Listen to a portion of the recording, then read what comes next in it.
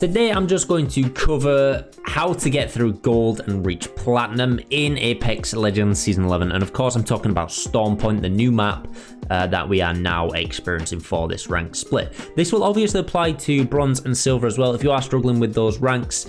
Everything hopefully in this video will apply to the ranks beyond, but I will do something a little more specific for platinum as well, for platinum to diamond.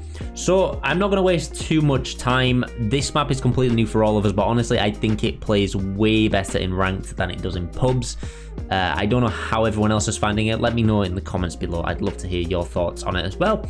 But I'm just going to start with the start of the game, and of course it is the drop choice. Now, if you haven't gathered it already, the sort of busier populated areas on Stormpoint are Barometer, Antenna, and Command Center, and all sort of that middle section. Now, of course, with ranked, we don't want to be getting that third, fourth, fifth party off drop, and if we're taking those 50-50 fights, we kind of want to avoid as many squads getting involved as possible.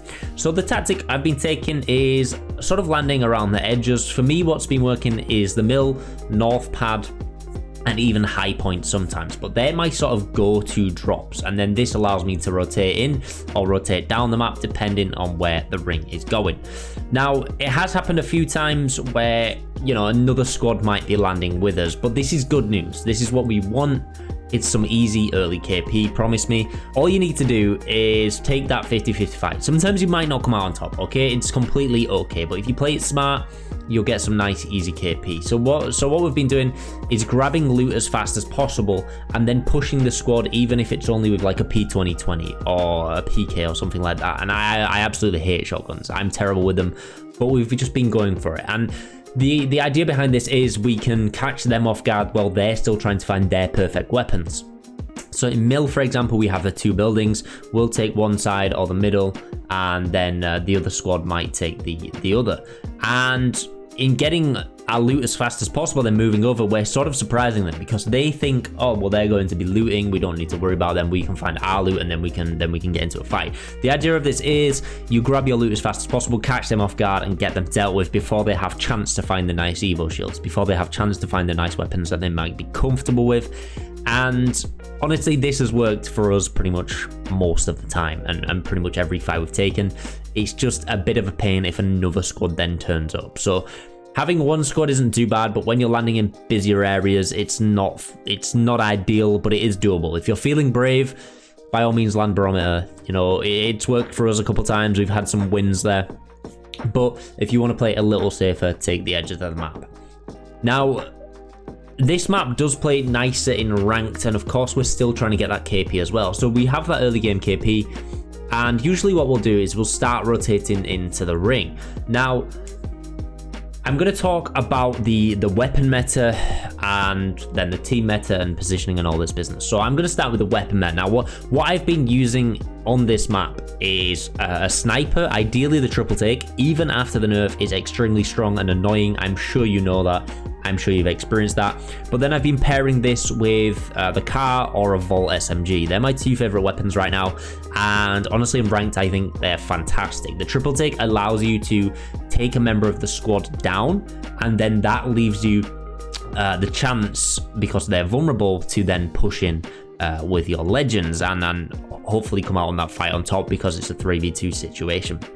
Honestly, try a triple take. Ranked generally plays slower anyway, so it's a bit less aggressive. Obviously, there is still some aggressiveness involved, but it is a bit less aggressive, so taking that sniper and then just finishing squads off with the SMGs has been working fantastically for us. I would highly recommend that kind of setup. Now, legends on this map are pretty much movement-based legends in my opinion. I'm not seeing much else. I've not seen many Gibraltars even. Apparently Lifeline's got a big pick rate this season, but I've not seen many of them, to be honest. What's been working for us is movement legends, and for us it's Valkyrie, who is absolutely fantastic on this map. She's brilliant for those rotations, which I'll delve into in a little minute. And then I've been playing Octane, and we've also had Ashe as well. Now, Ashe is basically Octane 2.0. I don't think she's extremely overpowered. I think she's in a pretty good spot, to be fair. I think her tactical could do with a slight adjustment. That thing goes for miles. It's ridiculous. But essentially her ult is like Octane's jump pad. It'll take you one direction but not back the other. So having those two is super useful, because as soon as you knock the player, like I mentioned before, with a triple take, you can then push in using your pad or a phase dash or whatever. But having Valkyrie is just great for repositioning around the map if you get caught off guard, because this map is pretty big and sometimes you might get caught and the ring's coming in because you've been in a fight too long, you've got a long way to travel, or you need to completely relocate or rotate around the map completely different. Valkyrie is just absolutely fantastic. As we know, there's no jump towers, just gravity cannons, so she is a great legend to enable those super fast useful rotations. Now, as always, if you are solo queuing, I would highly recommend a movement legend anyway.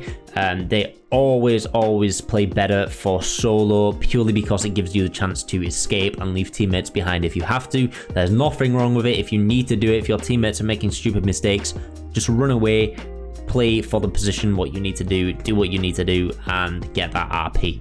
Now, I'm going to talk about positioning on this map because it's absolutely huge. Honestly, I think getting to the end game pretty early is what's working best for us. There's been a few times where we've been so focused on getting kills that it's meant we've had a poor position at end game and it has cost us the win. And of course, that's 100 less RP. So playing for the endgame position, perhaps when there's around 5 to 8 squads left, is sort of what we've been doing, because someone is going to grab that early zone. There's people doing it, and those people who are grabbing that early zone in the best spot is usually coming out on top. Now, Valkyrie, of course, if you do have one on your team, can scan recon beacons, so that's the play. Scan those recon beacons and find out where the end ring is going, because having that end position is so useful. There's not tons of cover on this map as it is, and certain rings are not ideal. I know this is getting updated and some rings are getting changed, but some of the rings currently are not fantastic and there's not a lot of cover. So having the best position you can before you're thinking, how am I going to get around this squad to get to this area, to get to this ring? I need to be there, but this squad is holding it. It gives you the better chance of winning the game.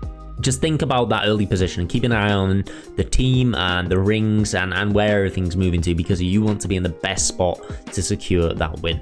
So we do also have the new ranked point system as well. It does now allow for 7 kill points instead of 6, and it is making the end games not as wild as they used to be, which I think is why this map is a little easier.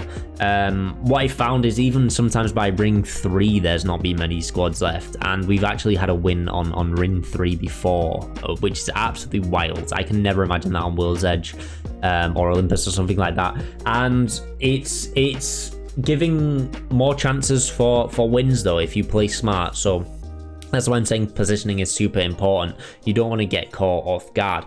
And honestly, we're not seeing those really intense end games with like 5-6 squads left. I think everyone's been a bit more kill focused in the lower ranks particularly, and it's because we're not being rewarded with position, no one's really playing it. So ideally, I would say secure the position and just get that extra 100 RP, because it's just going to rank you up a little faster if you're struggling. Now, I also want to talk about team communication. I understand this is pretty hard if you're solo queuing, but what I would recommend is just speaking down the mic to people, and if they respond or they might be quite toxic, if it's someone toxic, just mute them. They'll get in your head and it's not worth it. If someone starts giving you abuse for running away because you left their banner, just mute them. Honestly, it's not worth it. It'll affect your play, and I know it happens. No one likes it, but don't be that guy and just enjoy the game. You know, if people are going to put you off, just mute them in general and maybe play for yourself. But if you can, try give some sort of communication or pings at least to your teammates to let them know. Ideally, it's better being on mic or with at least one friend, purely because you can be on comms and push together, and then the third will probably follow you around.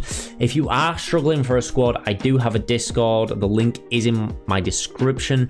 You might find some people there who want to play ranked with you or run some games of Apex in general. It's always nice to get to know more people who watch my videos or come and join the stream, so that's why I set it up. So if you are interested, that's in my description. description, and like I said, I'd love to get to know and speak to more of you as possible. So that's sort of my base tips for everything. If you're struggling in the lower ranks and trying to get the platinum, like I said, I'll do a new video on platinum to diamond as well, with something a little more in depth, or a gameplay analysis, something like that, to really show off what's sort of happening. If this has helped you, please leave a like, let me know in the comments below. But for now, guys, thank you for watching, and I'll see you in the next one.